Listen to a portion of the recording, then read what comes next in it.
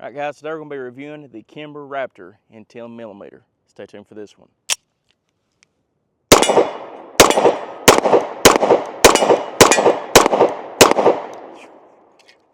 And she's a hoss.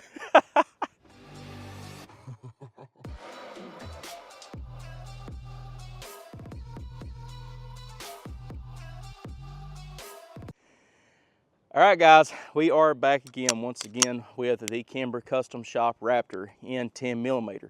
So, I have had multiple Raptors throughout my life, and this is the first one I have had in the almighty 10mm.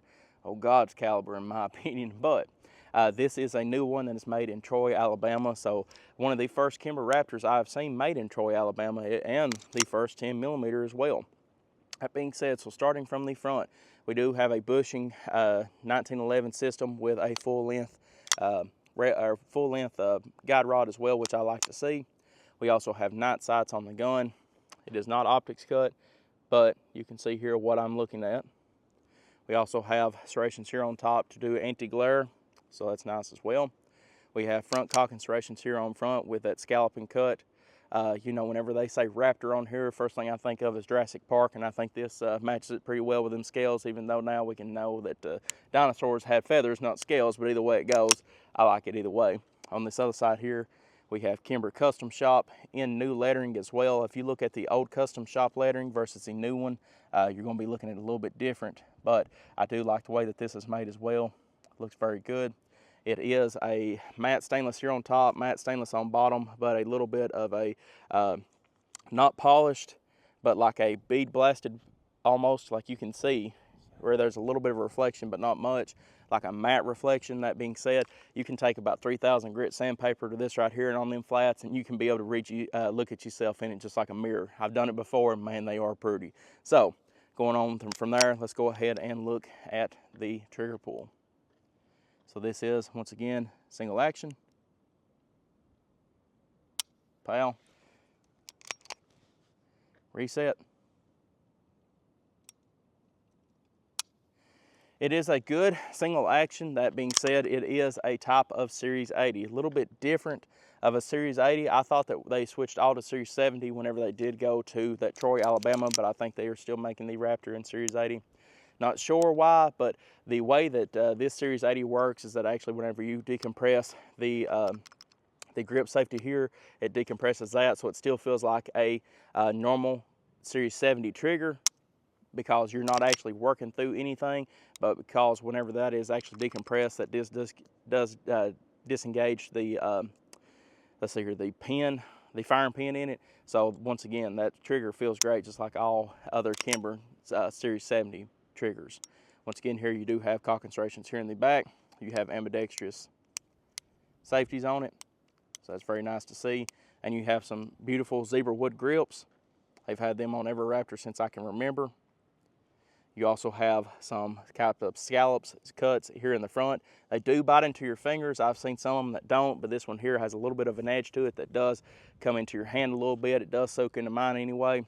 And the only thing I have to say that I do not like is the rear grip serration here is plastic. Besides that being said, it does feel good in the hand, but I wish it was metal. Don't know why they made it like plastic, but if you want to change that out, you could get an Ed Brown Cobra rear grip on it, and it would probably do just as good and look pretty good as well. But let's go ahead and load it up. We are shooting some S&B 10mm, so on the power load, you're looking at approximately 550 foot-pound of energy for this 10mm round. Not the hottest range ammunition I have, but hotter than a 40 caliber Smith & Wesson that most 10mm is loaded to. So let's go ahead and take a few more shots.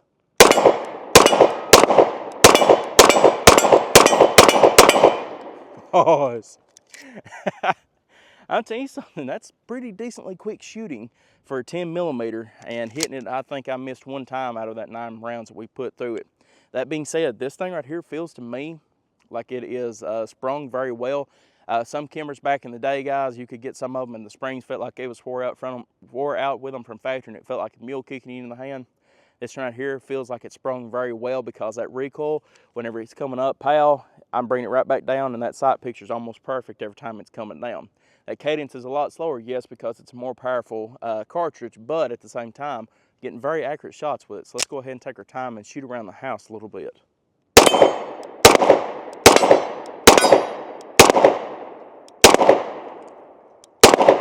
Let's see.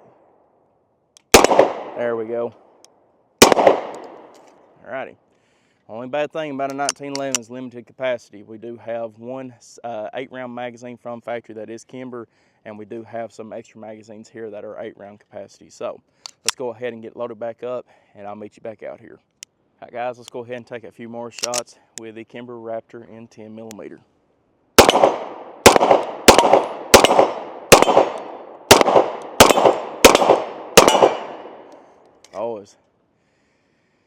She is a good shooting 10mm, I will say. She does have recoil, which all 1911s in 10mm do. There ain't one I've seen yet that can change the laws of physics. Newton made them like that, I'd say, or God made them and Newton figured them out. But either way it goes, I haven't seen a 10mm one yet that shoots sweet in the hand in 1911 anyway. But this right here is doing a good job. Let's see here.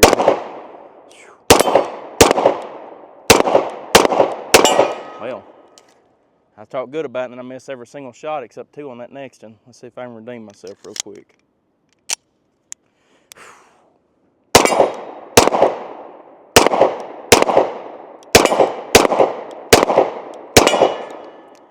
I believe I'm getting a little bit tired because you do have to handle this thing with some big gloves on per se. Guys, overall though, man, this Kimber right here is a sweet looking pistol. You can see once again them zebra wood grips just look absolutely great on this gun. And if you actually look at it from this side, cameraman, where that sun's shining on it, you can just see how beautiful that gun is. It's just got a reflection to it that not many other 1911s they just don't look as good. There ain't no question about it. One of the best looking pistols on the market, in my opinion, whenever it comes to a 1911. Not a good shot of it. But let's go ahead and reload it, and I'll meet you back out here. All right, guys, let's take a few more shots with her.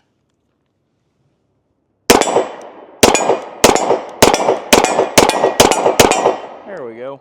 It warmed up on that right there pretty good. Let's see if I can take my time and now hit a little bit more around the house.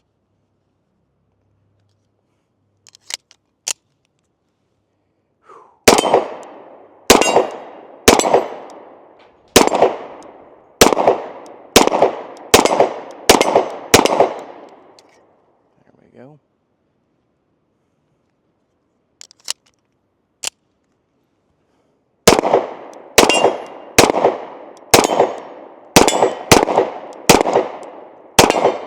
There we go. All right, so final thoughts on the Kimber Raptor custom shop in 10mm. We'll say once again, one of the most beautiful 1911s that I've ever that was ever made, in my opinion. This is one I've absolutely loved since the first time I laid my eyes on. You know, guys, Kimber has come a long way once again, especially within the last year or two, with them being now made in Troy, Alabama. 10mm also, relatively speaking, just something for the 1911 platform. 10mm can be finicky in a 1911. Main reason behind that is because some companies make their 10mm loaded to the same foot-pound of energy as a 40 Smith & Wesson. Some of them make them hot like Magtech. Some of them make them medium like Cellar & Bellet S&B, like what we use here today. And you know, it's hard for one gun to be able to shoot them very light loads and not have failures, or them very hot loads and have failures. We got a little bit of wind here and it's about blowed the cameraman away. He's lost too much weight on me. But anyway, you know, that 10mm round is just, it varies so much in foot-pound of energy and power between one manufacturer and the next. That's why you need to check and see whenever you're buying 10mm to make sure you're not getting any 40 Smith & Wesson rounds, because in that case, why just not have a 40 Smith & Wesson? So it is what it is. But I will say, this one here today, it's very smooth, it shoots great, and it's just one that I absolutely love. And once again, I love the 10mm round. It's one of my favorite pistol calibers on the market. And one thing to keep in consideration though, if you're somebody that is recoil sensitive, somebody with arthritis, smaller statute that's not used to shooting firearms, 10mm might not be for you, because it's not for everybody. For me, like I said, I absolutely love 10mm, one of the best calibers still in a 1911 platform that still keeps it relevant in my opinion. But this one here, like I said, it handles that 10mm cartridge very well, and I think it does a good job at it. Once again, no failures today, and we have approximately 500 rounds of 10mm downrange with the Kimber Custom Shop, and that's from break-in period, that's just straight right now. 500 rounds, not a single failure once. That's hard to beat in my opinion. So guys, once again, appreciate Kimber for sending us this pistol to review for you all today. Once again, we're not paid by Kimber. They do send us guns for free, so I appreciate them for that. But that being said, I appreciate Kimber, as always, for sending us these good pistols to review. And you always know that I give my honest opinion no matter what.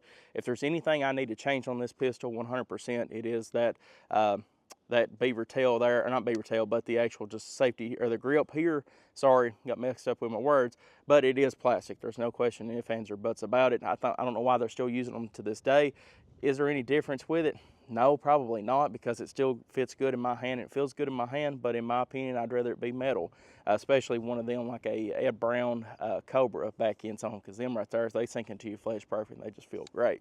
But besides that little plastic housing down there or whatever, I think this Kimber right here is a great gun, and man, it is beautiful. There's no question about it, and it's not only beautiful, but as you can see, it shoots great as well. But guys, appreciate y'all viewing as always. Like and subscribe for more gun reviews, and I'll see y'all in the next video.